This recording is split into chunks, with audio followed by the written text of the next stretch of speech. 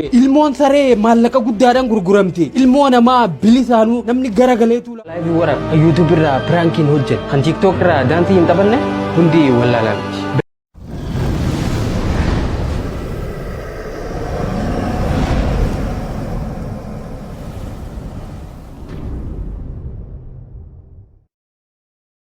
Social media irratti nama hin madaalin. Namni tokko social media irraa dubbate qofa beekaa ta'uu akkuma hin dandeenye inni Facebook irraa live waraab, YouTube irraa prankiin hojjetu, kan TikTok irraa daantii hin taphanne hundi wallaalaan. Beeytonni fi hayyoonni addunyaa tanaaf waan gurguddaa hojjetanii dabran hundi social media akka fayyadamanii hin beekne ni beektaa garuu nabiyyoonni hanga guyyaa qiyaamatti addunyaan tun hordoftullee pilaatfoormii social media tokkoon illee waliin beekan. Abbootiin amantii gurguddoon addunyaa tanarra jiran abbootii gadaa fi hayyoonni hedduun social media hin fayyadamne hundi wallaaloodha.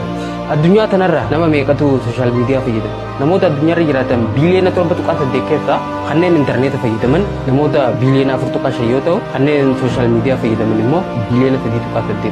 Kana jechuun namoota addunyaarra jiran keessaa parsantii 60 qofaatu online irra jira jechuudha. Biyya teenya Itoophiyaatti gaafa deebinu jalqaba bara 2020 takka ummata Itoophiyaa miliyoona 110 keessaa parsantii 5.8 qofaatu social media fayyadama. Ummanni biyyattii miliyoona 100 ol social media waan waliin beekneef wallaaloo dhaaree. Dubartiin takka baaburaan osoo imalaa jirtu teessoo ishii cinaa jirturra borsaa huccuu tokkootu jira ture. Hojjetaan baaburaa tokko dhufee teessoon tun teessuma namaatiif malee meeshaa irra kaayuudhaaf hin eeyyamamu. Dhiifama asirraa kaafiyye. Ishiinis hin kaasu jettee deebifteef. Yoo kaaftee irratti wayyi. Yoo didde immoo deemeetiin ajajaa kiyyeetti hima. Yeroo ja'uunis deemee itti himi jettee mateessi. Deemee itti gaafatamaa ifatti yeroo himu itti gaafatamaanis dhufe. Borsaa kana asirraa kaate malee kuni bakka namni taa'u bara. Itti dubbannaanis dubartiin tun ammas yaada hin jijjiirre. Hin kaasu jettee deebifteef. Dumarratti itti gaafatamaa walii gala baaburatti himan. Innis dhufeetii borsaa kana asirraa kaasime jeen. Hin kaasu jetteen. Itti gaafatamaa walii galaa kun maaliif jee gaafate. Dubartiin sunis gammaddee ganaa kuunoo amma namni waa beeku dhufe. Ani kan na dararaa ture hanga ammaa namni tokkollee maaliif jee kan na gaafatamu dhabamuu isaati. Ati maaliif jettee waan na gaafatteef hedduu takka galatoom. Wanni hin kaafneef immoo borsaan kun kiyyaa miti jettee. Namichinis ajaa'ibee dhiifama gaafate. Namoonni maal akka yaadaa jiran waan hin beekamne murteessuudhaaf jarjaruu hin qabne. Haala tasgabbii qabuun sababa isaanii hubachuudhaaf.